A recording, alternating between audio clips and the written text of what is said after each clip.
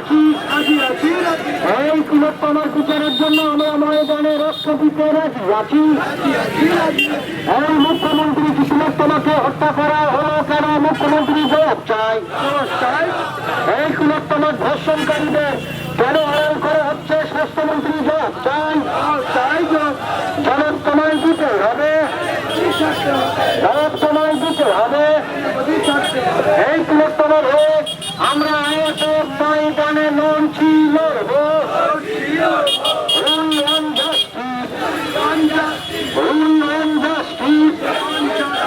এই আমাদের রাজ্য করেন তরুণ ডাক্তার তিলোত্তমাকে কেন নির্মম ভাবে ধর্ষণ করে হত্যা করা হলো? স্বাস্থ্যমন্ত্রী জবাব চান। এই তিলোত্তমাকে আর্জি করে ধর্ষণ করে হত্যা করে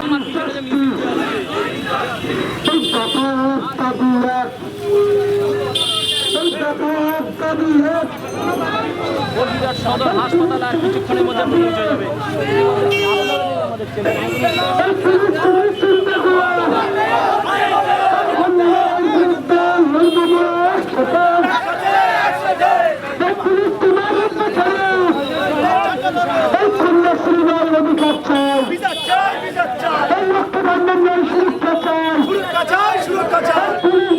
মানুষ মানছি না, মরবো না।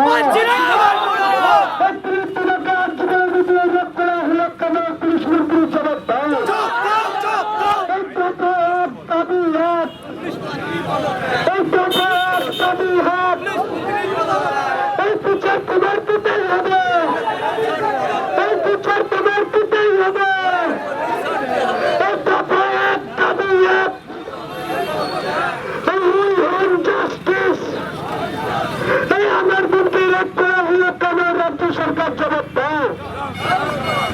এই দরিদ্র 10 লক্ষ টাকা ভাতা ঘোষণা করা হলো কেন? রাজ্য সরকার জবাব দাও। ধর্ষণের সাজা হোক ফাঁসি। অতএব যদি এই ধর্ষণের সাজা ফাঁসির ব্যবস্থা হতো তাহলে যারা ধর্ষক তাদের অন্তরটা কেঁপে যেত। আমরা আজকেও দাবি তুলছি যে যারা ধর্ষক তাদেরকে অবিলম্বে ফাঁসি দেওয়া হোক। যদি ফাঁসি দেওয়া হতো তাহলে আর এই ধরনের ব্যবস্থা হতো না এবং মানুষ ধর্ষণ করতে ভয় পেত।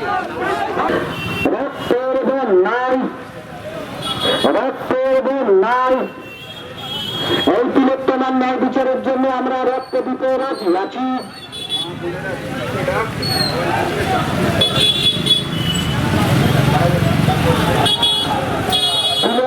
তিলোত্তমার জন্য আমরা রক্ত দিতে রাজি আছি। রক্তের এবং নাই, রক্তের এবং নাই।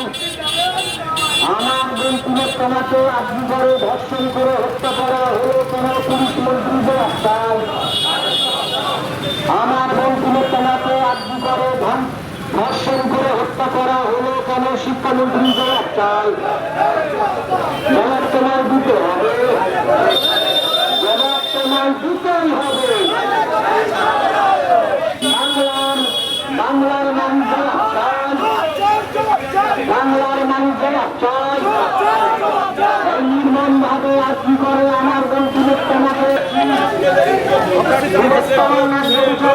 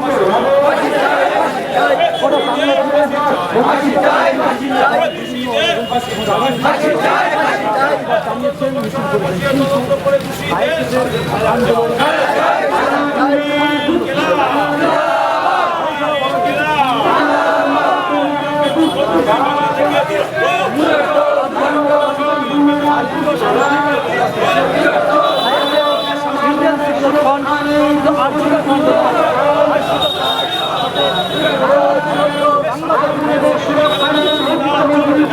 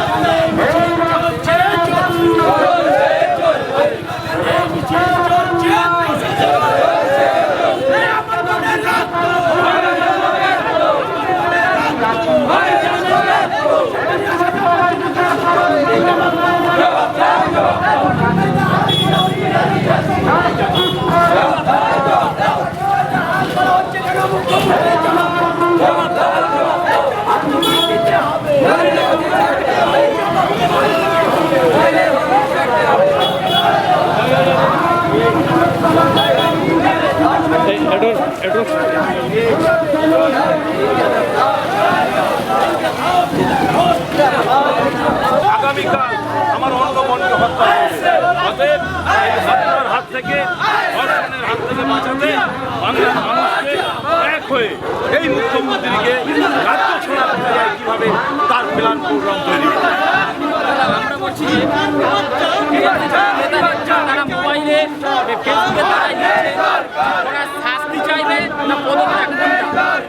আমরা শাস্তিও চাই এবং এই মুখ্যমন্ত্রীর পদত্যাগ চাই, কারণ মুখ্যমন্ত্রী যথাযোগ্য কাজ করছে না।